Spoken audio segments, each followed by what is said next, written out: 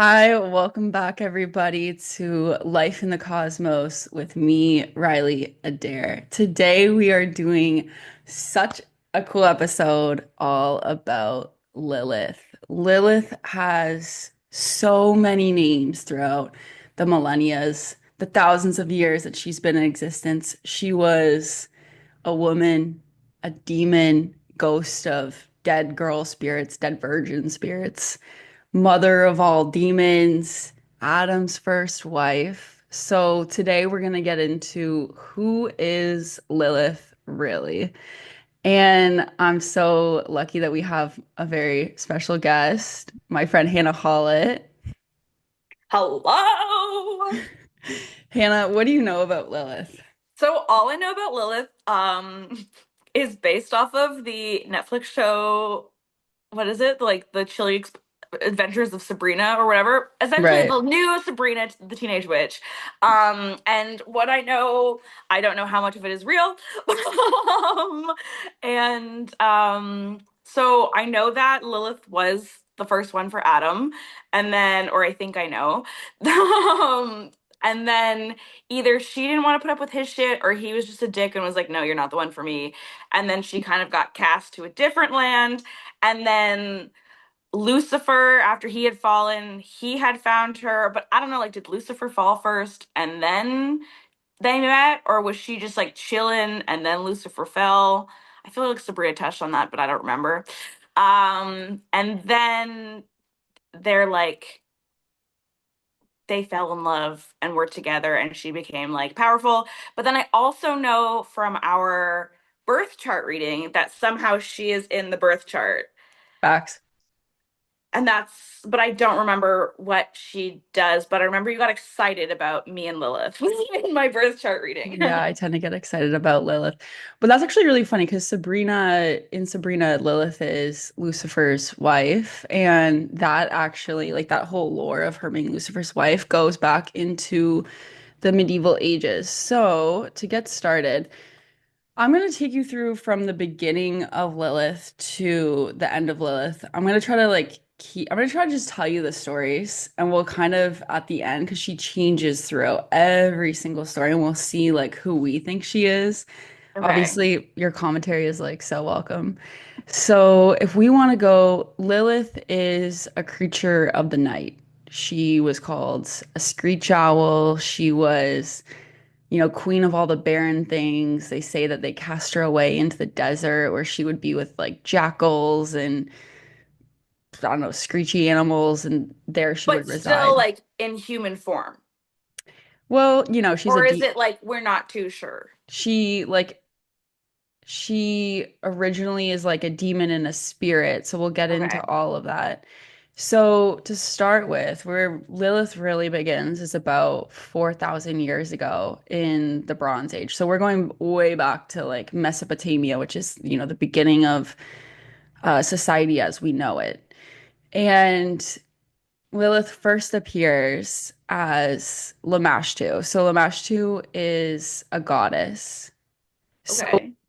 just to give you this idea, Mesopotamia was a polytheistic society, which means that they worshipped like thousands of different deities. Okay.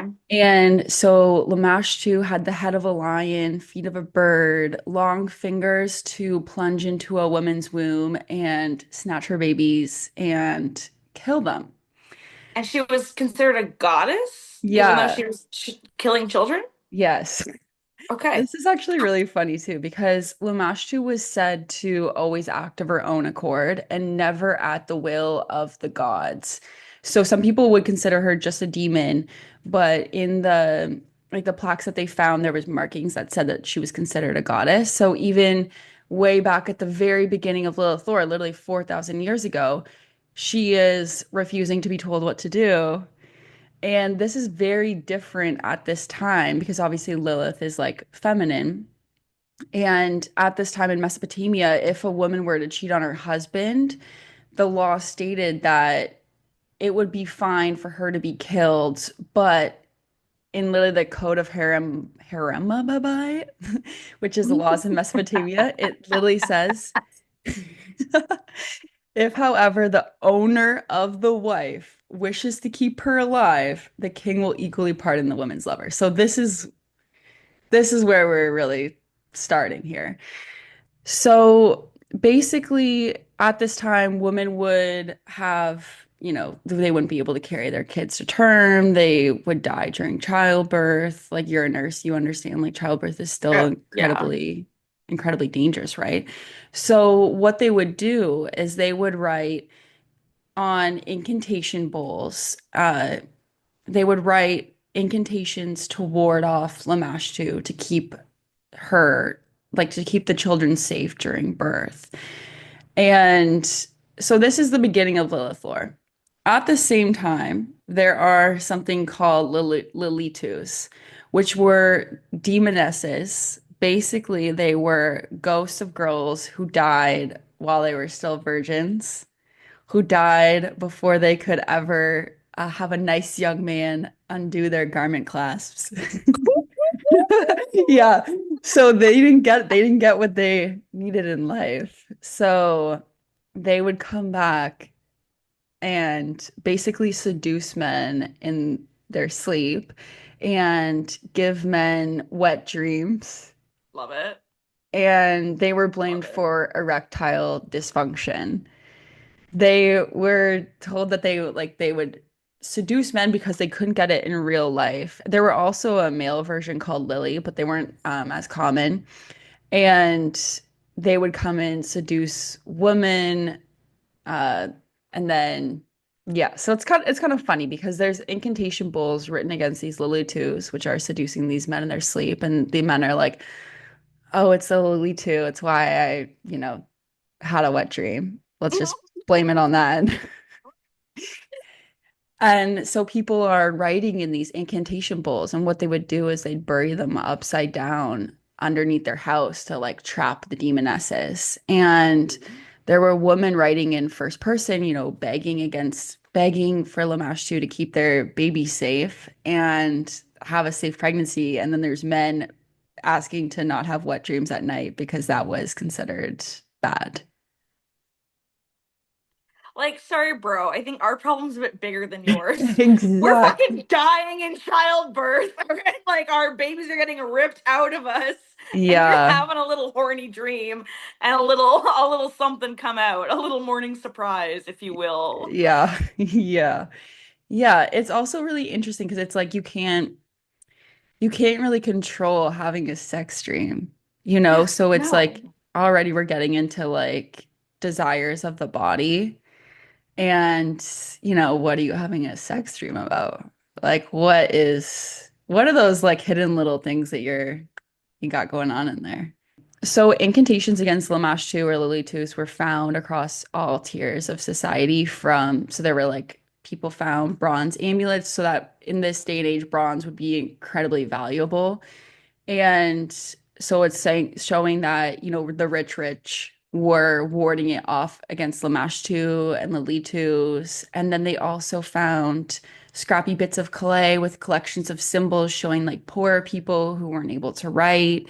So we've seen that people really believing in Lamashtu and Lilitus all across all levels of society. There is also a story that was written on the incantation bowls, written in first person as a charm to protect mothers. So basically, what they would do is on this incantation bowl, they would write this story, and the story goes like this. The story is that there's a woman who had all of her babies snatched away by a demon, and so she's lost all of her children and, she's pregnant again. She's like, I'm not going through this again. So she goes into hiding in a sanctuary of metal. I don't know where the metal comes in here, but for whatever reason, it's metal.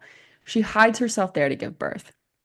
Her brother turns up and knocks on the metal sanctuary and is like, let me in. And she's like, no, because I need to protect myself from this demon. He says, I'm your brother. Like, what harm could come of it? So she lets him in, but the demon Lamashtu is somewhere on the brother's person. In the stories, it says whether it's a spider on his clothes, a hair on his beard, or like a fleck of lint on his spear. And then all of a sudden, the demon comes out, and the woman gives birth, and the demon takes the baby and runs to the sea.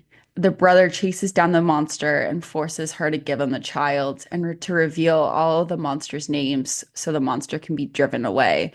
So basically, if you write this story in a prayer bowl, your children won't die and you will be protected in childbirth. This story also connected to a Greek god called Lamia, and the story went to ancient Greece and ended up kind of coming back to Mesopotamia years later. So we're already starting to see how some of these things are starting to converge. But it's kind of sad, like, She all started by snatching babies. well, I just mean it's kind of sad that not being able to carry a child to term. Oh my And God, it's traumatizing. yes, It's so traumatizing. Yeah. yeah, yeah, Especially like the different stages of like, well, back then too, I feel like if you're gonna have a stillborn, more often than not, mom's probably gonna die too. Like there's probably some other like complications going on. yeah, yeah, Yeah, exactly. or like yeah, like if you like for women who need C-sections now, like there was no C-sections. It was like either you're gonna die because this thing's in you and you can't get it out, or they're gonna cut it out of you and then you're gonna die. Like, Yeah. yeesh. Yeah, and in ancient Mesopotamia, like mortality rates for babies were incredibly bad. Like you lost so many of your children. Oh So yeah. I don't know, it's kind of sad because it's like I feel like this can still be said today, but I think writing to a demoness and blaming it on a demoness is a lot easier than thinking that like that was just a horrible strike of Yeah. nature, right? Or for those people who like just can't like their bodies will not allow them to carry babies to term. Like we have all the like people who need IVF and stuff now, and instead of thinking, oh, there's something wrong with my body, which like it's not the woman's fault if there is, but you're like, oh no, it's this demon, like it's this bitch's problem. Like, Yeah. yeah, Even with the wet dreams, it's like yeah, exactly, yeah. there's like so much shame wrapped up in having any desire. There was even like an incantation bowl written by a husband and a wife asking for the husband to be able to like have proper love for his wife. Oh, so he just couldn't.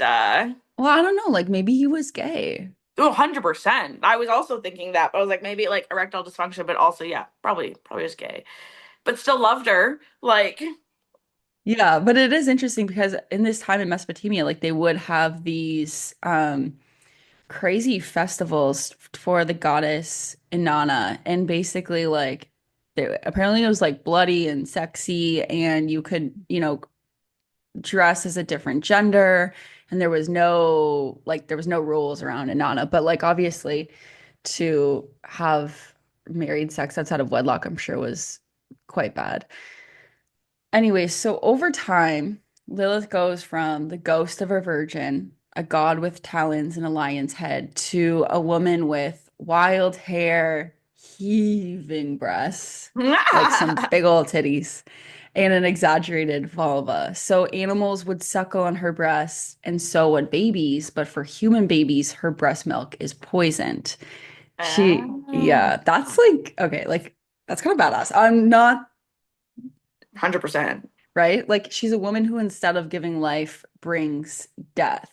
Yeah. And this is again where we get it's almost nice because it's like if a woman can bring life, it only makes sense that it's a woman who's gonna be that baby killer too. But then also the other side of it where it's just like still like a woman of nature because she's like, yeah, the animals can suckle on them titties, but the humans can't. Like, Yeah. she's like, I'm one with nature. Yeah, and I think like in a lot of different depictions of her, at one point she had, I think it was a snake's tail, and then when the story moved to Greece, it became a fish's tail, and that's kind of how we get into like mermaids and Oh, that's everything like cool. that. Yeah, it is really cool. And she was thought to be a screech owl, so we're getting all these different wild things, and like I think that's a constant theme with Lilith is like she's wild, she's a creature of the night. And I always wonder like is she something to be feared or is it just our own fears that we like project onto her? And another interesting thing was in Mesopotamia they found incantation bowls that were like incantations against Lilitus and Lamashtu, and they were written in an abbreviated form, so it was thought to be a family of exorcists who were like out on the job getting rid of these demons. Demon hunters from day one. Yeah. Mesopotamian demon hunters. Real life supernatural. Right. The early stages of Buffy. Yeah, exactly. Exactly. Exactly. But we're also getting into themes of banishment. Like people are trying to banish Lilith from their lives, from their houses, everything. So then Okay, wait, quick we, question. yeah. With everyone, like with different things like saying like the lion's head, like the fish's tail, the screech owl, did anyone ever think she's a shapeshifter? Well, yeah, so she, in Lolitu's in dreams, she would sometimes, if she was appearing to like a woman, let's say, sometimes she would appear as a man, and Okay. sometimes she would just appear as a woman. Okay. And later on, like there was tales of her seducing husbands and like showing up as their wives and then Okay. having sex with them and then basically having like their illegitimate babies, like bastards, because that was obviously so looked down upon. So, but generally, like over time, it was like these different cultures that made her into these different things. So in Oh, ancient okay. Mesopotamia, there are some, that's where like the serpent's tail started. But then I think it was once they got to Greece, that's when the fish tail started. Right. And then, so she ends up taking these different forms. And then we get to the Epics of Giglamesh. So basically, the Epic of Giglamesh was found in the library of Ashurbanipal, which was basically the library of the last great king of the Assyrian Empire. So there's a collection of more than 30,000 clay tablets and fragments containing all types of Okay. texts. So that's where we get a lot of stuff about Lilith, and that's where we get one of the next stories about her from the Epic of Gilgamesh. So basically, what happened was the goddess Inanna had this garden and she had this tree, and she was growing this tree for a long time, and she wanted to have a throne and a marriage bed. So over time, there's a screech owl that lives in the tree, a serpent, and a zoo bird. But the goddess Inanna decides like, okay, I want to have my marriage bed and my throne and all my things, so I'm going to cut down this tree.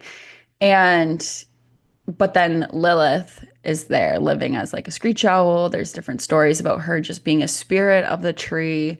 And basically, Inanna can't get her out. So then she invites Giglamesh. Giglamesh is this huge, like Hercules type character who's like basically a huge dick, but like a big, bulky dude that's like stronger than everyone. So Lilith realizes that she cannot beat Giglamesh and Inanna. So she destroys the tree and she flees. So Lilith destroys it herself so they can't get like reap the benefits from it. Yeah. I have read other stories where she doesn't destroy the tree and she just flees. Okay. But I kind of like it better if she actually destroys the tree and Just the flees. tree. Because she's But like, also because still like because there's the other animals like the serpent or whatever that were living within that tree with her. So once again, trying to protect nature. well, they actually left. I should have said that earlier. The Okay, never serpent mind. and the owl, the serpent and the zoo bird left. Then I think Lilith just realized that she was like outnumbered. She's pretty smart. She's not gonna like, you gotta know when to cut your losses. Was Inanna a fucking Giglamesh? Um, Inanna, I think she wanted to marry Gilgamesh. Okay, but But didn't I work. don't know so much about that whole story. So Okay, I couldn't like say for sure. So one thing that I thought was really interesting was basically what I learned from doing all this research was that Mesopotamia, even though it's polytheistic, which means that they like worship thousands of different deities, it's really like I don't know if I'd say like the birthplace of a lot of modern day religions, but Judaism, Christianity, um, they started showing up around that time, and a lot of the stories in like Jewish texts and in Christian texts are related to a lot of the stories that the Mesopotamians believed in with their gods. So a lot of Lilith lore actually comes from rabbi texts. And Okay. so over time, Lilith starts to become less concerned with, eating babies. And as rabbis start writing about her, she starts to become more sexy, more sultry, seducing men and women. And she starts getting blamed for men not wanting their wives. Um, and at this time, sex was only acceptable in a marital setting, and it was not okay to masturbate, and it was not okay to have sex dreams, and obviously, it was not okay to be unfaithful, and definitely not okay to have sex outside of your marriage. So, Lilith would basically, people thought that she would take the semen from people when they were sleeping through a wet dream and then go and Ugh. have bastard children. And then those bastard children would show up at some point and be like, well, you're, unholy or whatever. And part of me is like, is this just men playing the long game? Yeah, right. It's like, she keeps sucking the sperm out of me. Like, it's Like not it's my like, fault. yeah. It's like, is this all part of your grand plan to explain why you have a different family? It's like thousands of years or like hundreds of years ago, however long it was like they were trying to ward off this demon. She's back. Like, it's Honey, just, I didn't cheat on you. yeah, She took my sperm while I was she took my sleeping. stuff. I was asleep. You were next to me. She even transformed into you. I thought it was you. I was like, ooh, twice in 1 week. I thought I was getting an extra present, but no, it was a demon. Yeah, yeah. It's just really interesting because it's like, I don't know, like I've never gone through the experience of not bringing a child to term. And, but obviously, like as a human, I've had experiences with my own sexuality. And I think that those are both things that can sometimes bring a lot of shame if you don't really feel comfortable in your desires. For sure. So I feel like this is a key part of her story because it's like, did Lilith really show up and have, sex with these men, or is it just people projecting their own fears onto her? Yeah. Or also also because like are they just like do people ever like think that there's like was it a harlot, a charlatan, or a harlot? What is it? A You just said so many different words. Like a harlot, like harlot. a There we whore. go. Like, are there just like this one girl who just like likes to get it on and it's not like purposely stealing these women's husbands? She's just fucking who's fucking or like prostitutes. Like, or I guess can you say prostitutes now? What's the word? Isn't there like a Sex sex workers. workers? There we go. Like sex workers. They're like, oh, it's Lilith, and it's like, no, your husbands are paying for it, honey. They're seeking it out. Like, Hmm.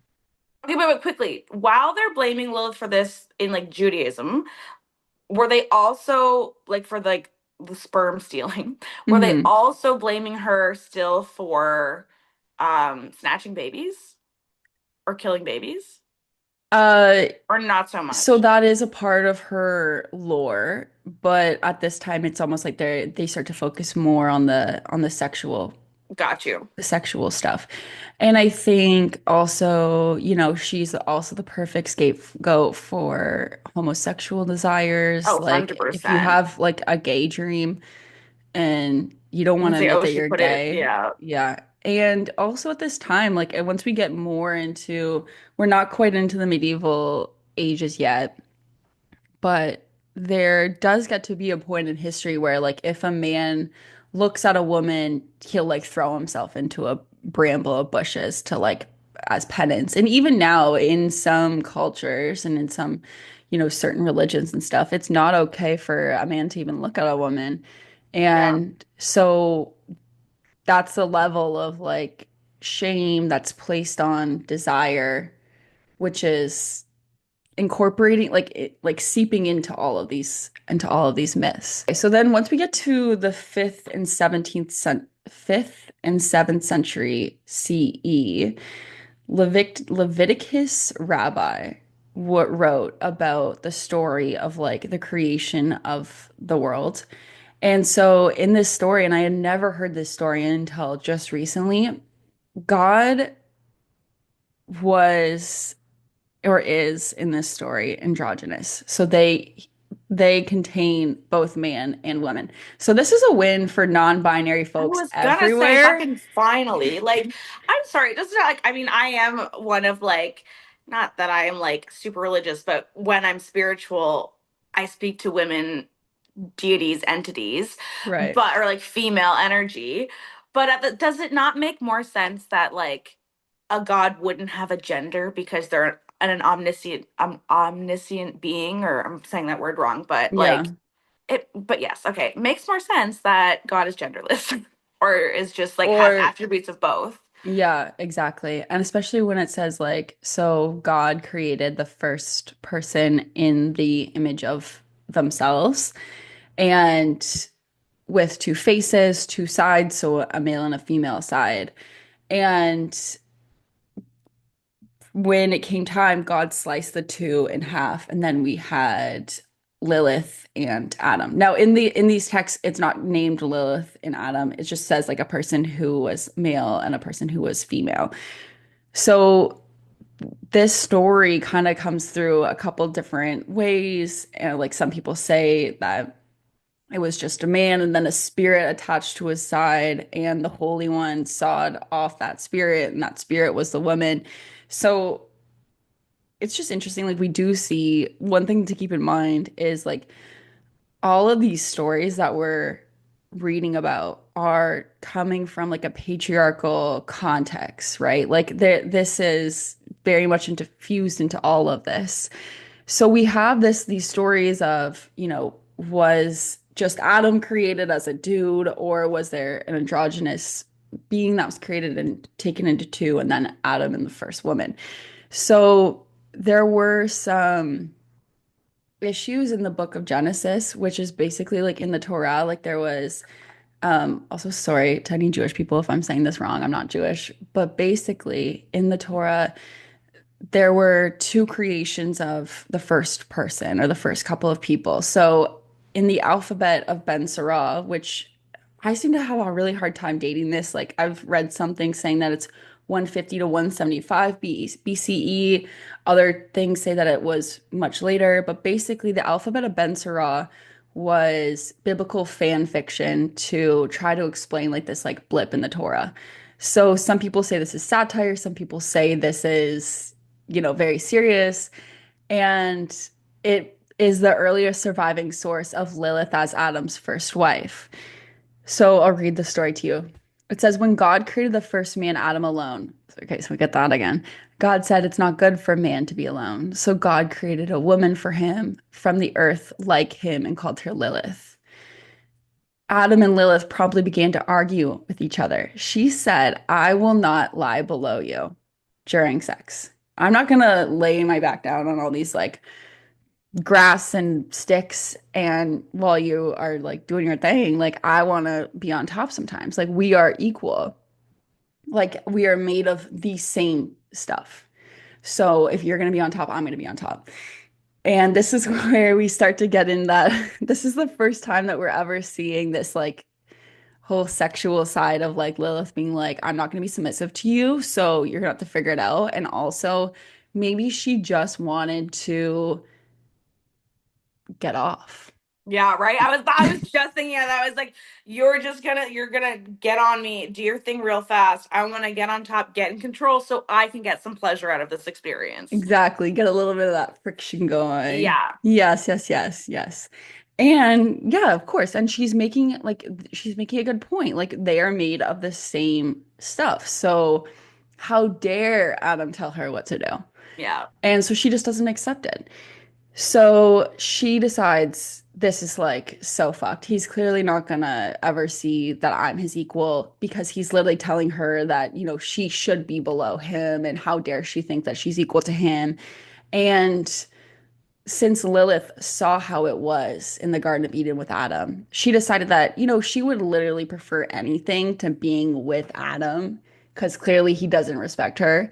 And yeah. she utters God's ineffable name and flew away to the air. So basically, what that means is I guess God's name you couldn't actually say, and she did the impossible and flew away. So she goes from like human to like something else entirely just in this, 30 seconds So basically. like saying the name transformed her, or was it like saying the name? Yeah, It was like an emergency, like in a I don't know, some sort of like game show where it's like the like emergency button escape to get me out hatch. of there. Yeah, but basically the fact that she was able to say his name was wild. Like Adam wouldn't have been able to say Right. his name. So she decides, anything's going to be better than being here with Adam because he doesn't care about my pleasure. He doesn't respect me. I'm out of here.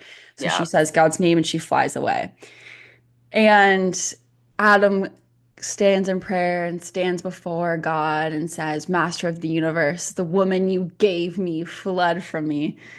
And the Holy Blessed One immediately dispatched three angels, Sinoi, Sansanoi, and Semengeloff, after her to bring her back.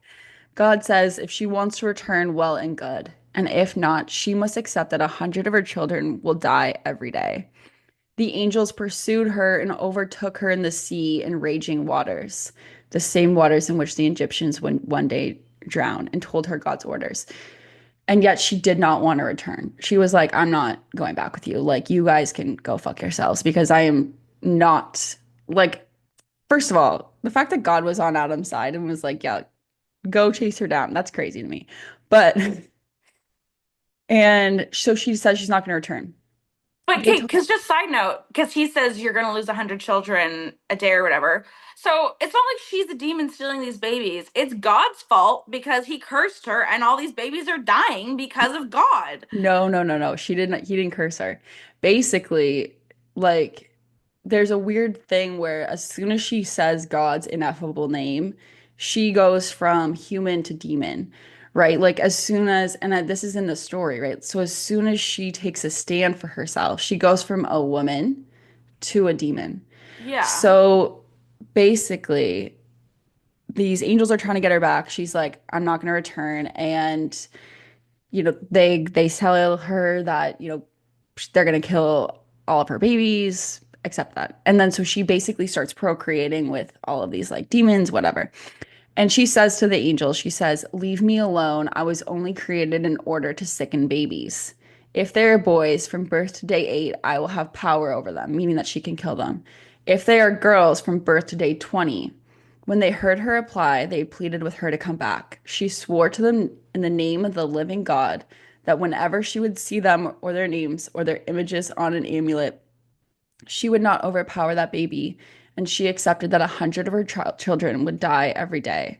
Therefore, 100 of demons die every day, and therefore rewrite the names of the three angels on amulets of young children. When Lilith sees them, she remembers her oath, and the child is protected. Oh, okay. So her children were all demons. Okay, demons can die, whatever. Yeah. Okay. Yeah. And then those three, I wonder, do people still wear ambulance with those names on them?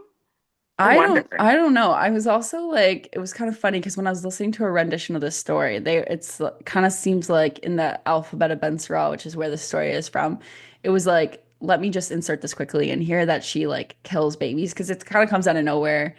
And and then on some level, I'm like, is this a brilliant marketing ploy to sell some amulets? Right?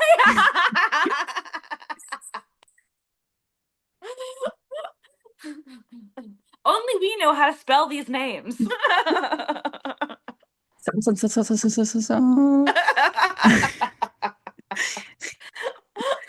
Yeah. And so basically, like, I just want to go back to this other original story that we talked about where this woman's baby is stolen and her brother chases the demon to the sea and again, like, tells her to ask her to tell him all of his names. So we're seeing how these stories are kind of, trickling down and kind of connecting to one another. And so Adam is still lonely. And obviously, because he totally screwed it up, he had this like wild, bad bitch and he fucked it up. He's a dick. Yeah. Yes, yes. And he goes to God, and God says, We need to find you an Azar Kanangdo, which is Hebrew for a helper across from you. but it ends up being translated to Matet, which I think means a help mate. So already Eve is getting translated into a subservient role Well, and to that's the thing Adam. because when he created Lilith, he created a being like Adam, a strong like Hmm. individual. Hmm.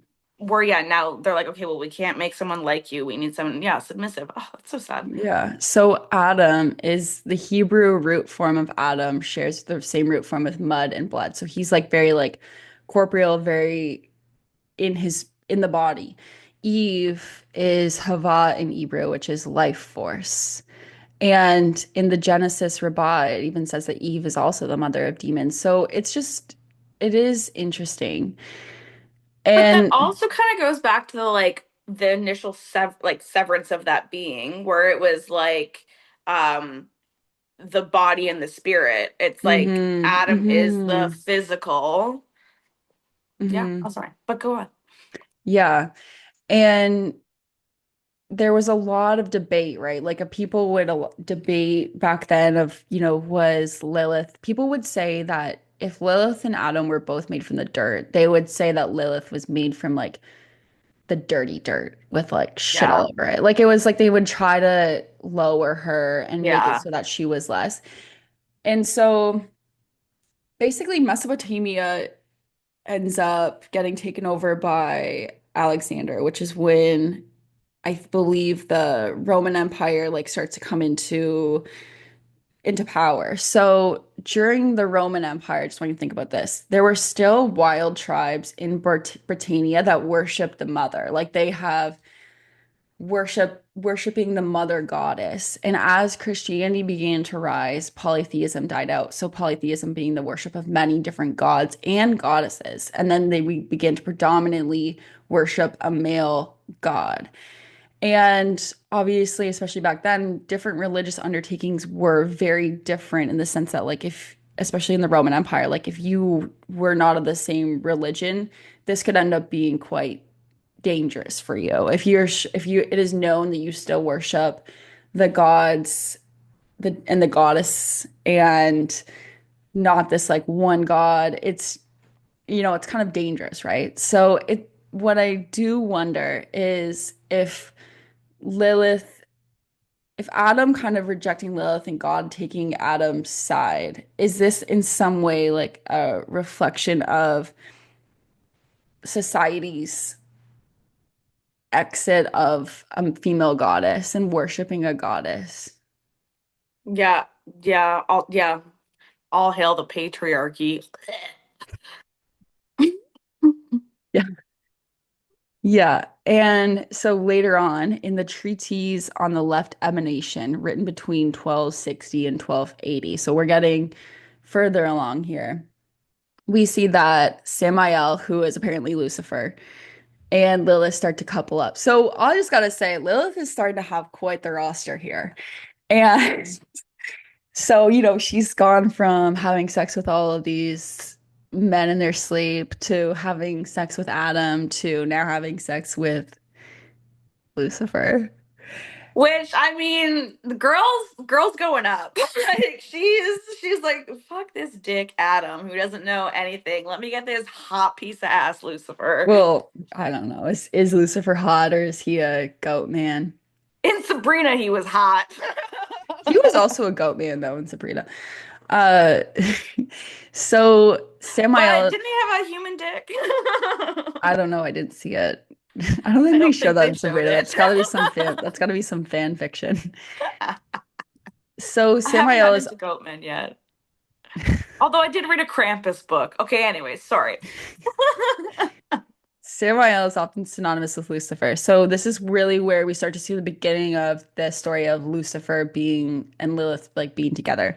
So Lilith being Lucifer's wife and mother of all demons.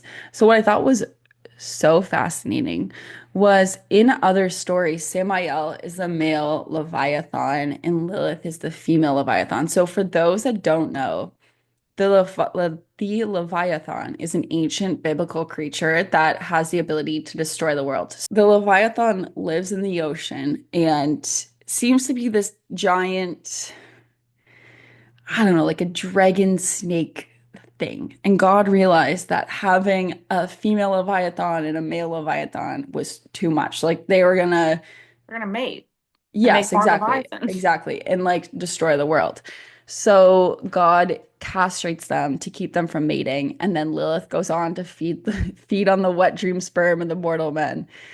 What a downgrade. Also Wait, has so he castrates the male one and Lilith. and he castrates Lilith. Well, yeah, like it basically makes it so she's infertile. Infertile, okay. Yeah. And then so she just goes and steals all the sperm. Okay, wait, just side note back to it. Isn't there's a roller coaster at Canada's Wonderland called the Leviathan? And I feel like it's a serpenty dragony thing. Yeah. Yeah. So And if you're on a certain side of TikTok, you will hear a lot about the Leviathan.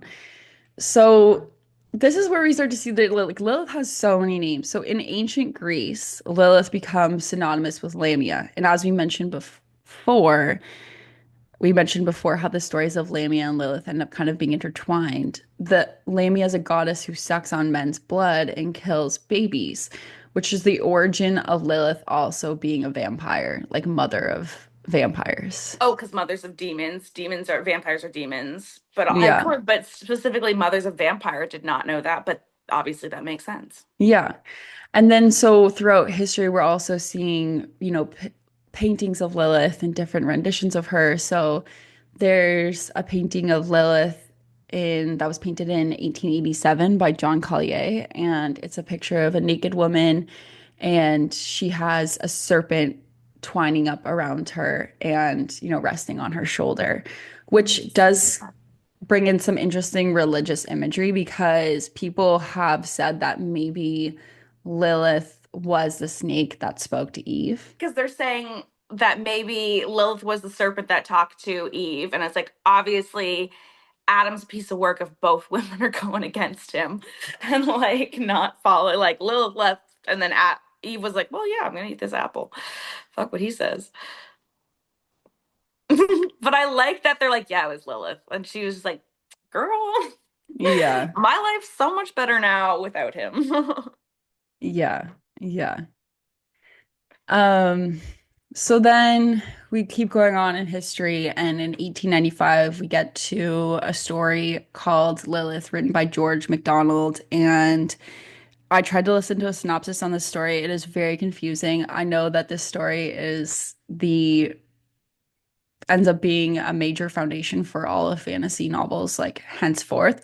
Oh, But really? yeah, and like I listened to someone's summary of it, and this guy seems to have an idea that in rejecting Lilith, it's can also be about men rejecting the femininity within themselves. And Yeah. then again, tying into different things about how Lilith is a part of, she goes against, in this story, Lilith is also a baby killer. She kills children. Her daughter actually is looking for her at one point, finally finds her, and her daughter goes to give her a hug, and Lilith snaps the neck of her daughter, which is wild. And How then old's her daughter? she's still a Are we kid. I think she's like 18 in okay? this story. Fuck. And then Lilith ends up finding her own redemption. And honestly, the story ends up taking on some similar like themes to the Epic of Giglamesh because I guess Lilith was looking for eternal life. But it is interesting like how in these stories she's always something that you can't quite catch and something that you can't quite contain. And she goes against kind of everything that a woman is supposed to be in that time, right? Like, especially if we're thinking about, for thousands of years, a woman's role has been to have babies. And Lilith is a baby killer. Yeah. Women were also meant to listen to their husbands. Lilith is like, fuck you, Adam. We're equals, bitch. Yeah, I'm not listening to you. Yeah. Like that was thousands of years before that was acceptable. Like for a woman to say that she was equal when she's coming from a time period where men quite literally own girls and women is pretty crazy. Yeah. But also, it's like, also, your first woman was like, honey, we're equal. Like, Hmm. is this Hmm. not like, yeah. Yeah. So Like, then, I'm just like, do like religious people not see this? And but anyways, we won't go down that rabbit hole. what do you mean though?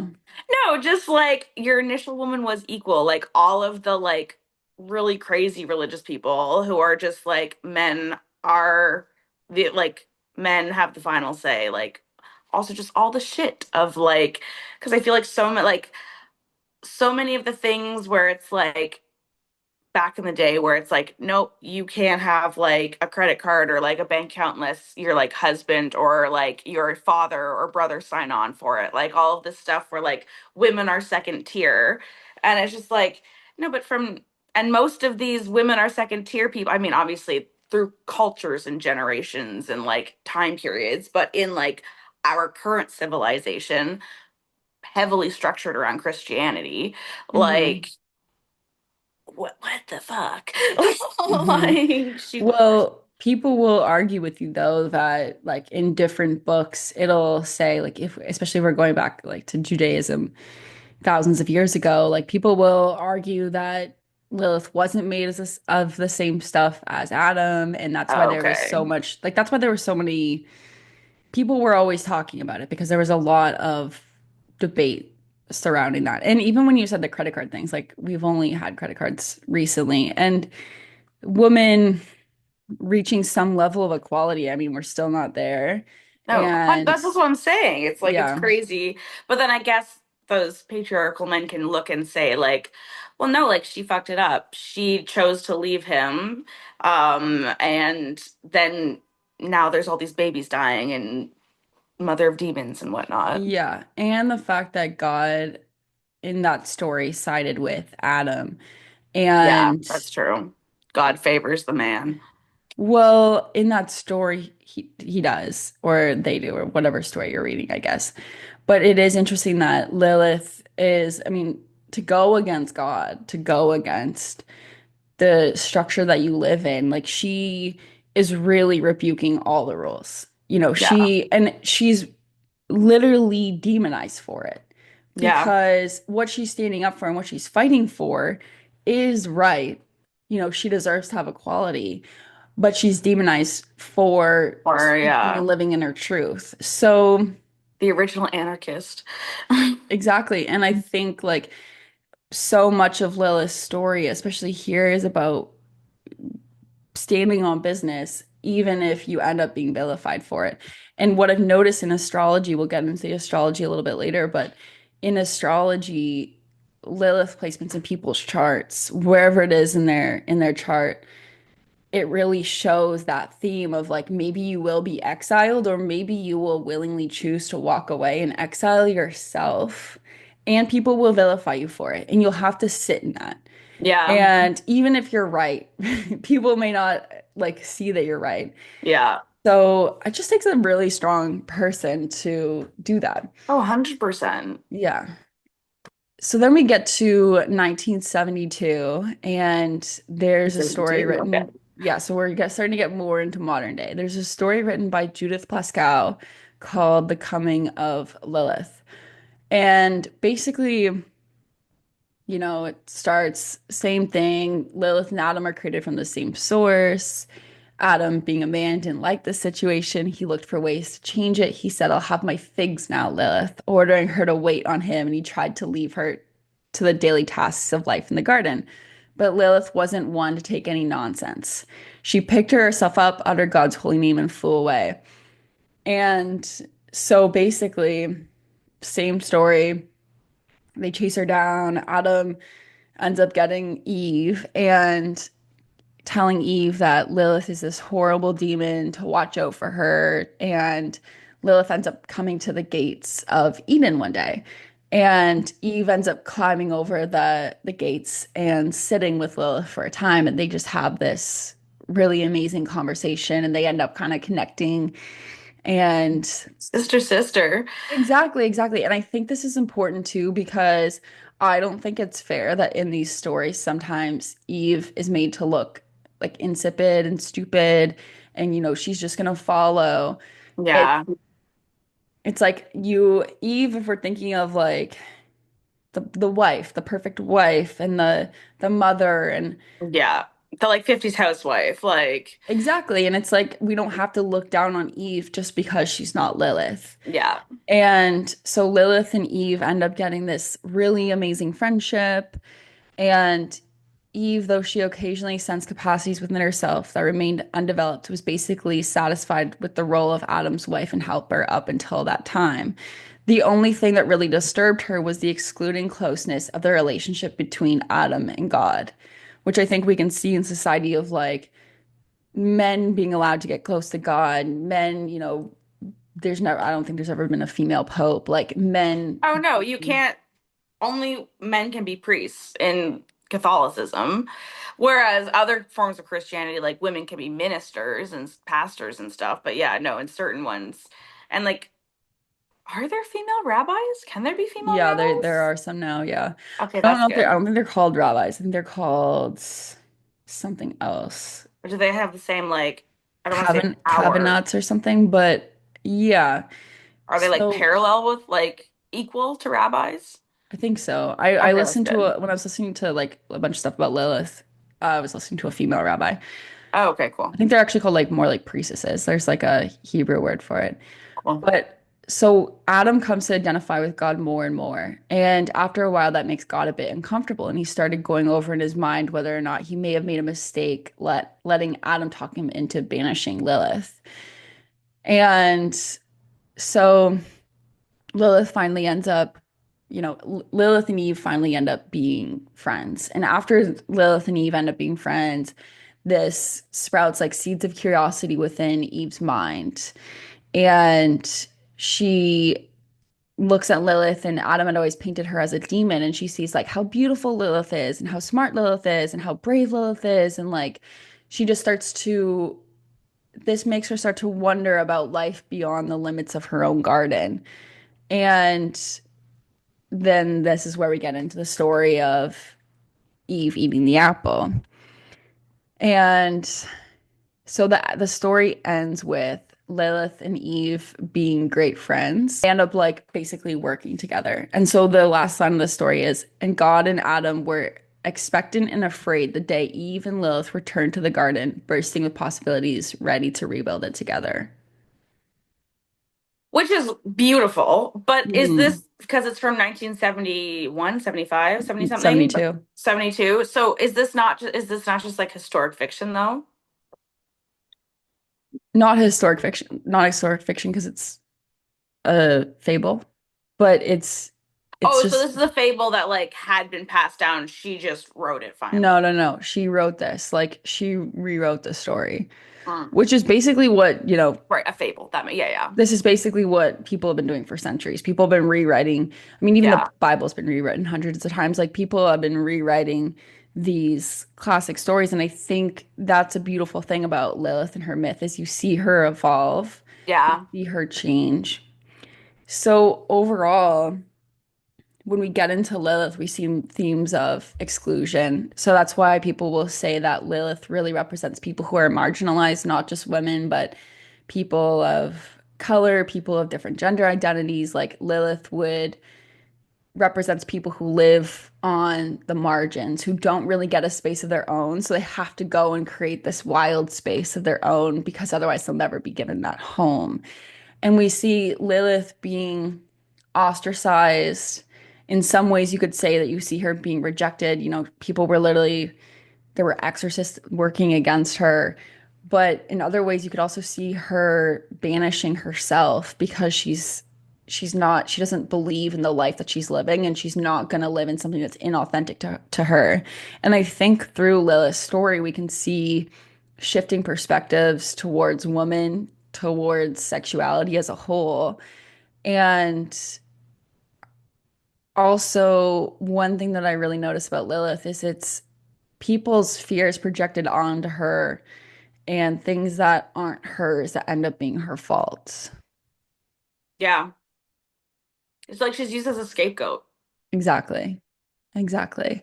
And I think a that, sexual scapegoat. yeah. And I think that, we can see a lot of this in society, right? Like with sexual assault victims, like people being saying like things like, oh, but what was she wearing? Or sometimes women or people who are desired will end up getting blamed for being the object of someone else's desire. Yeah. And that's not okay. And also, yeah, she just ends up getting so much shit projected onto her when all she's trying to do is just be equal. Yeah. So since then, Lilith has shown up in so many different stories. She's in Supernatural, she's in Sabrina. I know there's a vampire show that she's in as well. And those are just some of the stories of Lilith. We could get into so many more, but now that you know all this, what are your thoughts? Okay, my main question is, which is kind of gonna take a turn. When was like when did people start, what am I trying to say?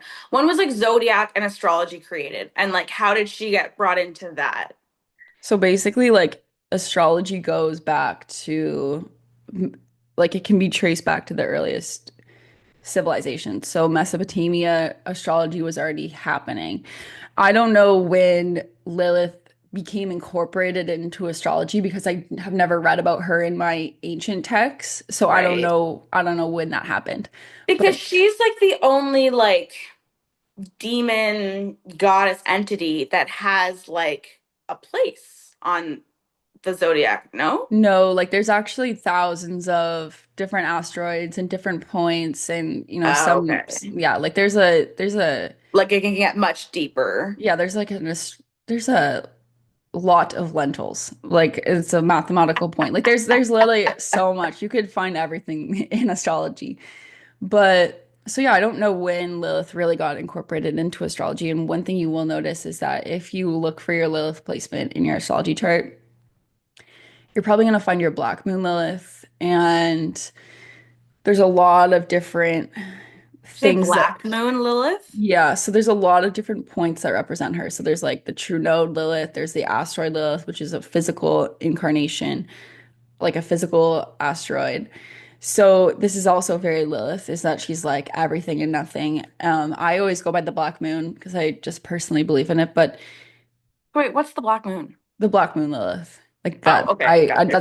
that's just the one that I use. Okay. So in astrology, Lilith shows Lilith shows a lot of different things. It really depends on where she is in your chart, but just like Lilith's story, Lilith ends up becoming extremely sexualized. Even though she's feared, she's sexualized. So even if someone has Lilith in their first house, for example, the first house representing the body, even if you're not trying to come across as sexy or whatever, people will still perceive you in that way, and you may end up suffering for it, for other people's desire for you, which is so messed up. Mm.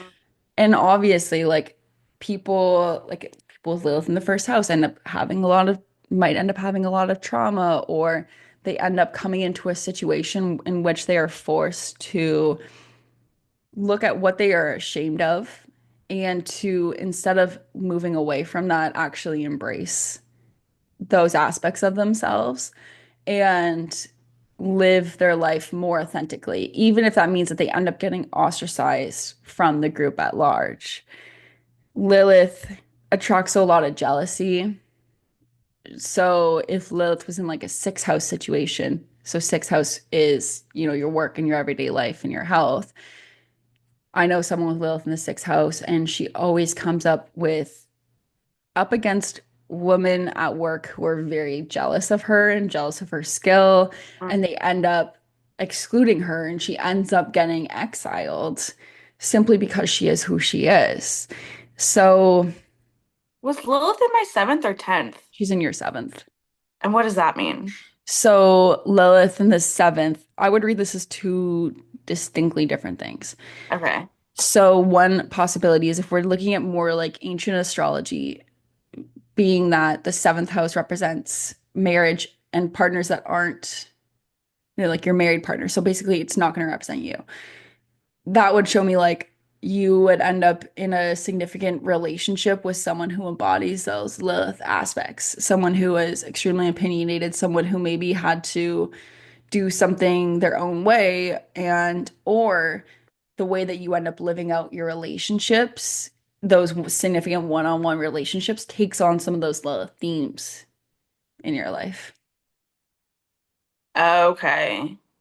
Lilith Got also you. shows like where you rebel against social norms and also sometimes being vilified for reasons that maybe you don't deserve, maybe you do. Um, yeah, I have Lilith in the first house, and I feel like I connect to her quite strongly. Yeah. What was the was it Lilith who shows a cult or is that Death?